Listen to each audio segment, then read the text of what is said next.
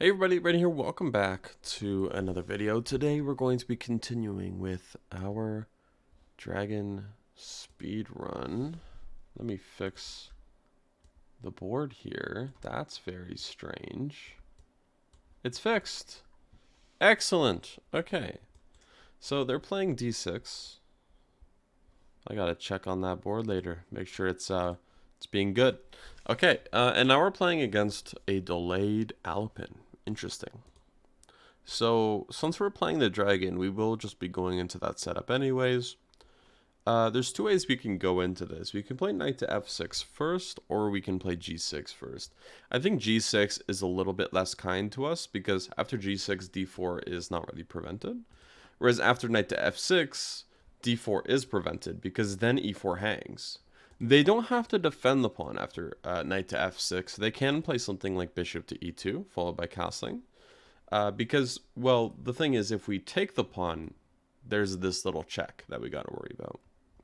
So d4 should not work. We can actually take on e4 because there's no longer queen a4 check picking up our knight.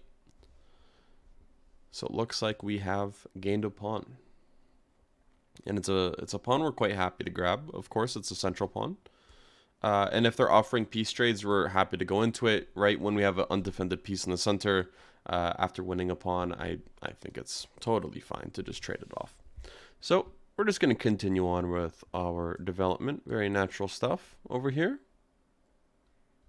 Okay, so they're trying to get us right now. Let's be careful here. And castle. If they go queen h4, we can go h6. Here I think d5 is appropriate. Attacking the bishop. And now I would love to get this knight to f6 as soon as possible. And luckily, we can get it there pretty quick. So there might be some obstacles. For example, bishop to b3. It might look like knight d7 isn't possible, but sometimes you have to ask yourself, what if we do it anyways? And this is one of those cases where we can play the move anyways. And can you find the tactical refutation to bishop takes d5, which my opponent missed? There's queen to a5 check. So we actually do the exact same tactic that was available for them right back. We go queen a5 check. There's no knight to c3 in order to block the check and defend the bishop on d5. So we end up winning the piece. And now we're going to continue and complete our development with the move knight to f6. We can play b6, bishop to b7. I like bringing it to the long diagonal. We don't really have many central pawns.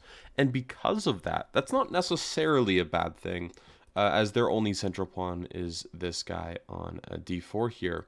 But I think the best way for us to consider playing, we got to be a little bit careful here. But I do still think this is okay. b6, queen takes d7. Do we want to sacrifice any material? Actually, the better question is, do we need to? And I don't think we need to. I'm just going to play e6.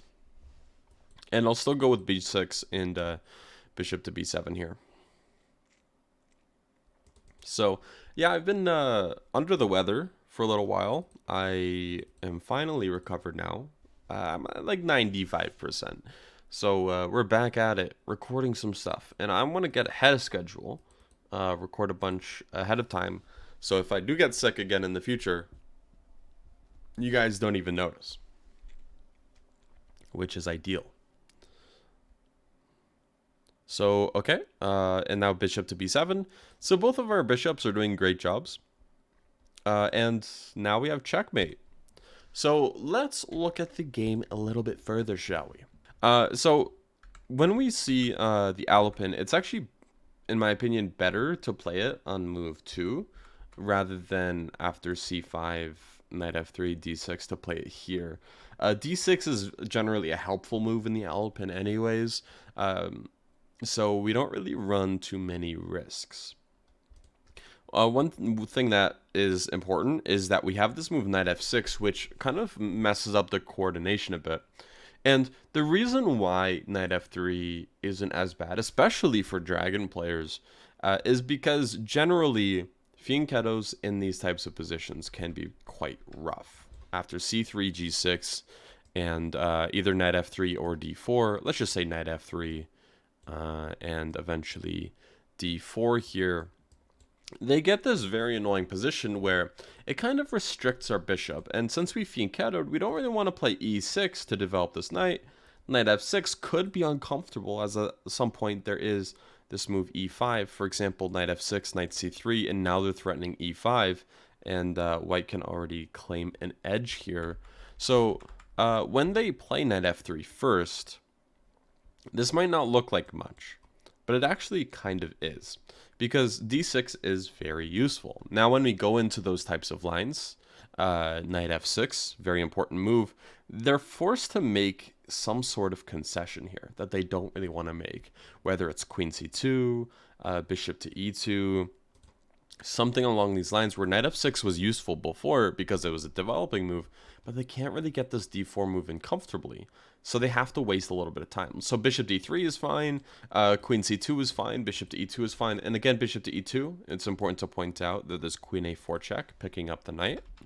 So yeah, after let's just say d3, or no, let's say queen c2, we actually have this interesting move, queen c7, and we're actually preventing d4 again. How are we doing that? So after d4, the problem for them is they can't take with the pawn. That's the most frustrating thing that black has to deal with. However, here, they can't do that because we're actually pinning the pawn to their queen. So, yeah, just a little bit of a theory lesson there. But, of course, it does deserve to be looked at more. But it's a good start. Anyways, so after d4 here, yeah, when they end up blundering the pawn, they do get some play for it.